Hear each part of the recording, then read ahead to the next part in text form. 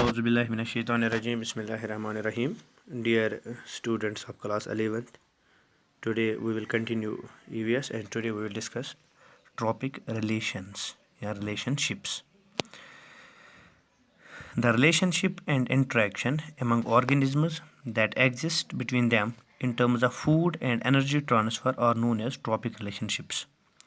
देखो पहले हम देखेंगे ट्रॉपिक रिलेशनशिप किसे कहते हैं। वो रिलेशनशिप या वो इंटरेक्शन ऑर्गेनिज्म्स के बीच में, वो इंटरेक्शन या ऑर्गेनिज्म्स के बीच में वो रिलेशनशिप जो उनके बीच एग्जिस्ट होती है, जिससे वो एक दूसरे के बीच फूड और एनर्जी को ट्रांसफ़र करते हैं, उसको कहते हैं ट्रॉपिक रिलेशनशिप। ट्रॉपिक रिलेशनशिप में जो ट्रॉपिक लेवल्स होते हैं, they are the feeding positions of all organisms in a specific ecosystem. हर एक इकोसिस्टम में ट्रॉपिक लेवल्स फीडिंग पोजीशंस होती है। Each organism occupies a particular place in food chain. Food chain में हर एक ऑर्गेनिज्म की एक पर्टिकुलर प्लेस होती है विच डिटरमाइंस इट्स ट्रॉपिक लेवल, जिससे मालूम पड़ता है कि ये किस ट्रॉपिक लेवल में आता है। Producer, primary consumer, secondary consumer और टर्शरी कंज्यूमर। तो पहले हम देखेंगे फूड चैन किसे कहते हैं।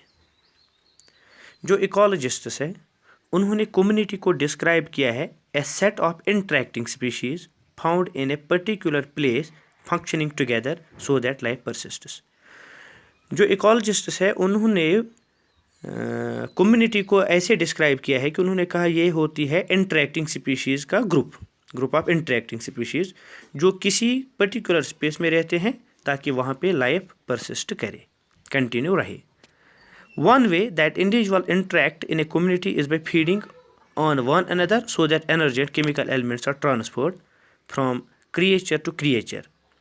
एक तरीका है इंडिविजुअल उसको इंटरेक्ट करने का कि कम्युनिटी में वो एक दूसरे पे फीड करते हैं, एक दूसरे को खिलाता है, दूसरा तीसरे को खिलाता है।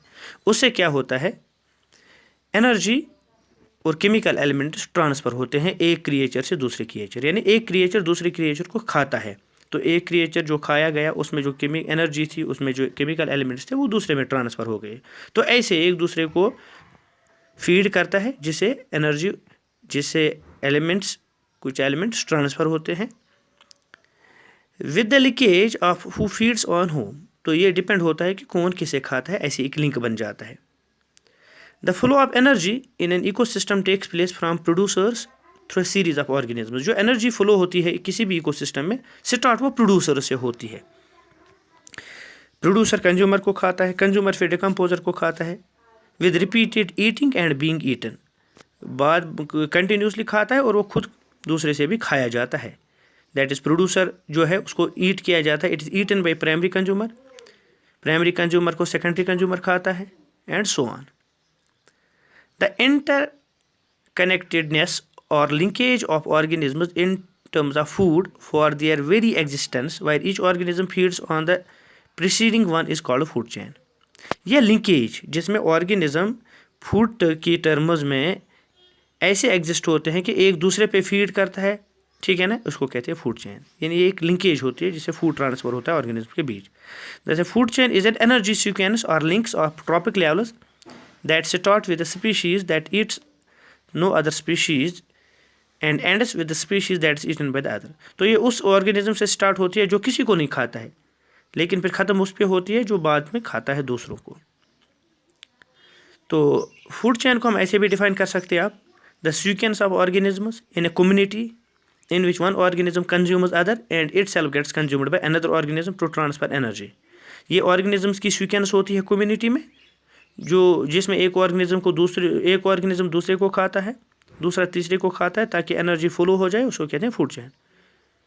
फूड चेन को हम ऐसे भी डिफाइन कर सकते हैं, food chain is also defined as chain of organisms. Organism की चेन होती है existing in any natural community, जो किसी भी नेचुरल कम्युनिटी में एग्जिस्ट करते हैं, थ्रू विच एनर्जी ट्रांसफर, जिससे एनर्जी ट्रांसफर होती है। देखो हम एग्जाम्पल में यहाँ पे दूंगा, हमारे बाग जो होते हैं वहाँ पे ग्रास होता है, घास होता है, हम वहाँ से अपने एनिमल जो हमारे होते हैं, काऊ होती है हमारे घर में, हम उनको वहाँ लेते हैं, वो घास खाते हैं।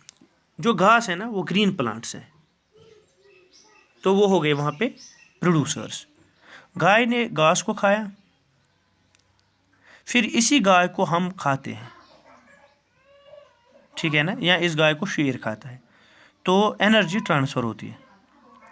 जो पोजीशन होती है, the position of living organism in A food chain is called trophic level. एक ऑर्गेनिज्म की जो पोजीशन होती है उसको कहते हैं ट्रॉपिक लेवल। तो पहले ग्रास था, ग्रास को खाया गाय ने, गाय को खाया शेर ने। तो गाय एक ट्रॉपिक लेवल है, ग्रास एक ट्रॉपिक लेवल है, शेर एक ट्रॉपिक लेवल है। The example in a simple food chain, grass super producer. तो अगर हम एग्जाम्पल देंगे फूड चेन का, एग्जाम्पल अगर हम देंगे सिंपल वेज में, अगर हम एग्जाम्पल देना चाहेंगे तो घास को ग्रास कुपर खाता है, ग्रास हुपर को फिर लिजर्ड खाता है। तो सिंपल एग्जाम्पल हो गई, ठीक है ना। There are two types of food chains.